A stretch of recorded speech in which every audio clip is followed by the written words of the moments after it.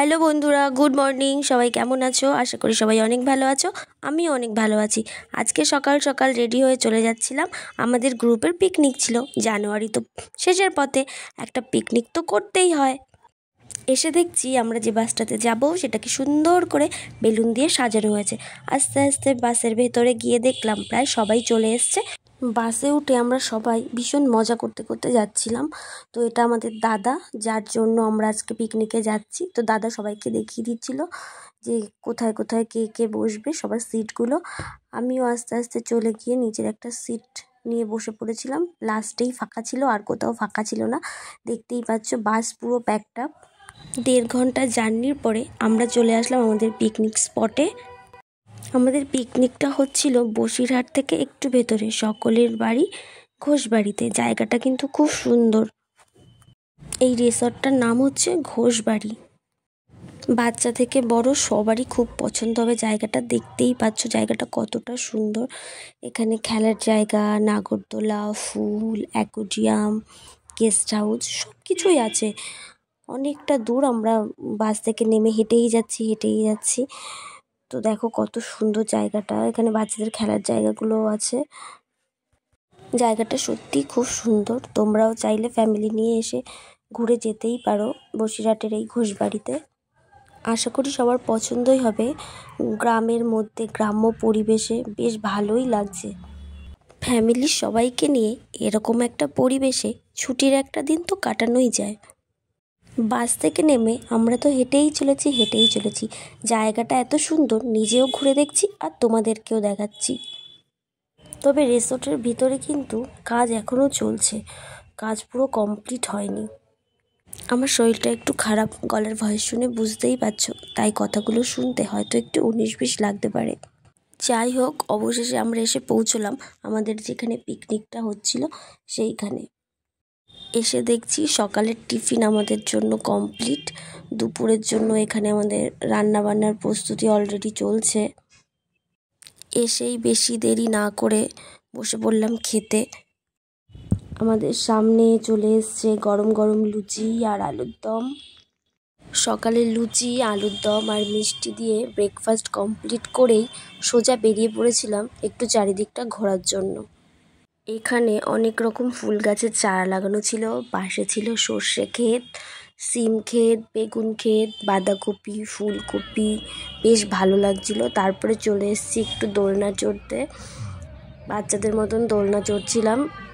তবে এটা কিন্তু বড়দেরই দোলনা ছিল। আমার মতন কার কার দোলনা চড়তে ভালো লাগে প্লিজ কমেন্টে জানিও। ঘোরাঘুরি করার পরে এসে দেখি সবাই নাচানাচি করছে। আমি আর বাদ যাই কেন?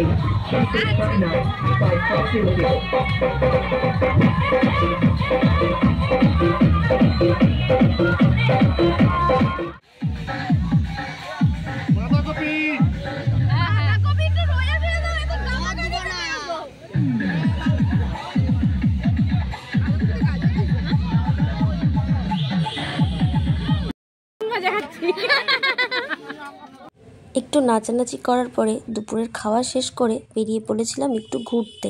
গিয়েছিলাম সিম গাছ দেখতে। আমরা পিকনিক করতে এসে এখন লোকের কাছে সিম চুরি করতে এসেছি। এই যে লোকের বাগান।